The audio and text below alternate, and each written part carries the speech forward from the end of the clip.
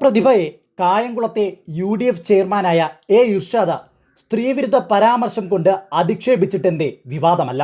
ശരീര സൗന്ദര്യം വിൽപ്പനയ്ക്ക് വെച്ചുകൊണ്ട് ഒരാൾ അപ്പുറത്ത് സ്ഥാനാർത്ഥിയായി നിൽക്കുകയാണെന്നാണ് കൺവെൻഷനിൽ ഷാനവാസ് പറഞ്ഞത്.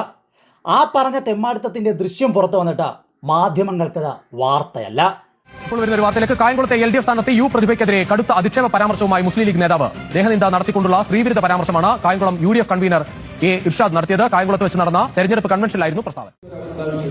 അപ്പൊ ഇത്തരത്തിലുള്ള കാര്യങ്ങളൊന്നും തന്നെ ഒരു ജനപ്രതിനിധി എന്നുള്ള രീതിയിൽ അവർക്ക് ഒന്നും തന്നെ ചെയ്യാൻ കഴിഞ്ഞിട്ടില്ല എന്നുള്ള പരമമായ യാഥാർത്ഥ്യം നമ്മുടെ മുമ്പിൽ നിൽക്കുമ്പോഴാണ് വീണ്ടും അവരുടെ നാട്ടുചാതുരി കൊണ്ടും ശരീര അരവ് കൊണ്ടും അതൊക്കെ തന്നെ ചെയ്തുകൊണ്ട് അത് തന്നെ വിൽപ്പന ആക്കി വെച്ചുകൊണ്ട് വീണ്ടും അവർ തെരഞ്ഞെടുപ്പിലെത്തുകയാണ്.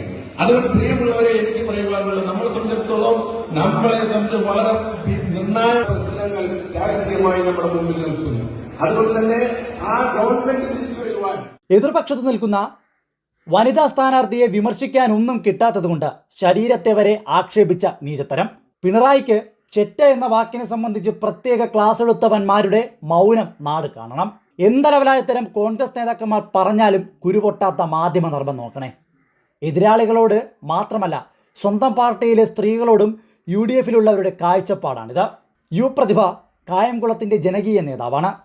അവർ അവിടെ വ്യക്തമായ രാഷ്ട്രീയം പറഞ്ഞ് ജനങ്ങളുടെ ജീവിത പ്രശ്നങ്ങളിൽ നിരന്തരം ഇടപെടൽ നടത്തിയാണ് 2 വട്ടവും ജനപ്രതിനിധിയായി തിരഞ്ഞെടുക്കപ്പെട്ടത്. അതിനെ മറികടക്കാനാണ് ഈ നെറുകെട്ട അധിക്ഷേപം. കരഞ്ഞതുകൊണ്ടോ അനാവശ്യം വിളിച്ചു പറഞ്ഞതുകൊണ്ടോ കായംകുളത്ത് നിങ്ങൾക്കവരെ പരാജയപ്പെടുത്തുവാൻ കഴിയില്ല. കാര്യം, പ്രതിഭ ജനങ്ങൾക്കിടയിലുള്ള ജനപ്രതിനിധിയാണ്. ജനങ്ങൾക്ക് വേണ്ടി നിലകൊള്ളുന്ന ജനപ്രതിനിധിയാണ്.